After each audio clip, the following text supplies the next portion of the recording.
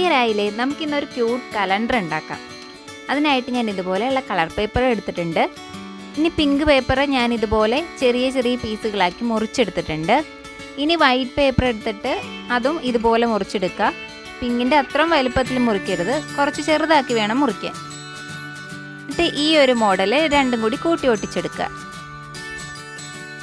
എന്നിട്ട് ഇതിലേക്ക് മന്തും ഡേറ്റും ഒക്കെ എഴുതി കൊടുക്കുക.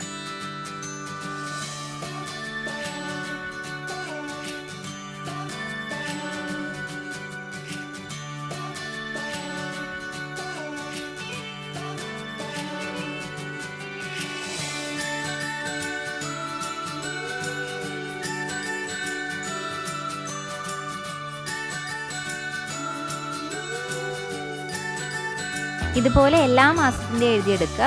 എന്നിട്ട് എല്ലാം കൂടി വെച്ചിട്ട് ഇതുപോലെ രണ്ട് സൈഡിലായിട്ടും ഹോളിട്ട് കൊടുക്കുക. ഇനി ഇത് വെക്കാനായിട്ട് ഒരു സ്റ്റാൻഡ് വേണ്ടേ? അതിനായിട്ട് ഞാൻ ഇതുപോലെ കട്ടിയുള്ള ഒരു കാർഡ്ബോർഡ് പീസ് എടുത്തിട്ടുണ്ട്. എന്നിട്ട് ഇതുപോലെ രണ്ടാക്കി മടക്കി കൊടുക്കുക. എന്നിട്ട് അതിൻ്റെ താഴത്ത് കൂടി ഒരു പീസ് വെച്ചിട്ട് ഒന്ന് ഇതുപോലെ ഒട്ടിച്ചെടുക്കുക. എന്നിട്ട് ഞാൻ ഇതുപോലെ ഒരു ബ്ലൂ കളർ പേപ്പർ കൊണ്ട് ഇത് ഫുള്ളായിട്ടൊന്ന് കവർ ചെയ്ത് കൊടുക്കുകയാണ്.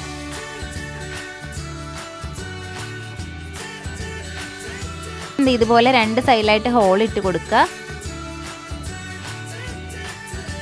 എന്നിട്ട് ഞാൻ ഇതുപോലെ രണ്ട് പീസ് കമ്പി എടുത്ത് ഈ രണ്ട് ഹോളിലേക്കും ഇട്ട് കൊടുക്കുകയാണ്.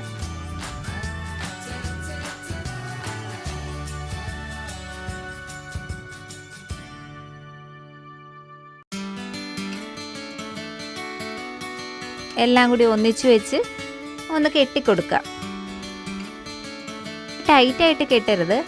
ഇനി ഇതുപോലെ കണ്ട ഓരോ മാസം കഴിയുമ്പോഴും നമുക്കിത് മാറ്റി കൊടുക്കണമെന്നുണ്ടെങ്കിൽ കുറച്ച് ലൂസായിട്ട് വേണം കെട്ടിക്കൊടുക്കാനായിട്ട്.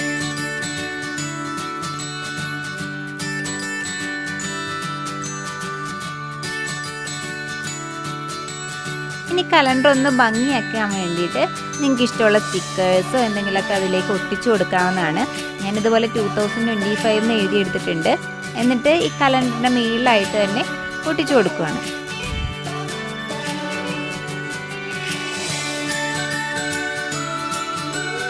ഇനി ഞാനിതുപോലെ കുറച്ച് ക്യൂട്ടായിട്ടുള്ള സ്റ്റിക്കേഴ്സ് ഒക്കെ ഉണ്ടാക്കിയെടുത്തിട്ടുണ്ട്. അതും കൂടി ഈ കലണ്ടറിലേക്ക് ഒട്ടിച്ചു കൊടുക്കുകയാണ്.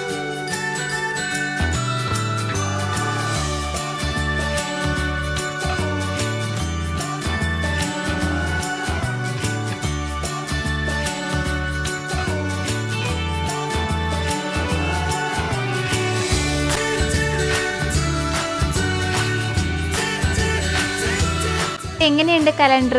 നിങ്ങൾക്കിത് സ്റ്റഡി ടേബിളിലൊക്കെ യൂസ് ചെയ്യാവുന്നതാണ് കേട്ടോ. ഈ വീഡിയോ ഇഷ്ടപ്പെട്ടെന്നുണ്ടെങ്കിൽ ഉറപ്പായിട്ട് ലൈക്ക് ചെയ്യുക. പിന്നെ നിങ്ങളുടെ അഭിപ്രായങ്ങളൊക്കെ കമൻ്റ് ആയിട്ട് രേഖപ്പെടുത്താൻ മറക്കരുത്. പിന്നെ എൻ്റെ ചാനലൊന്ന് സബ്സ്ക്രൈബ് ചെയ്ത് സപ്പോർട്ട് ചെയ്യുക.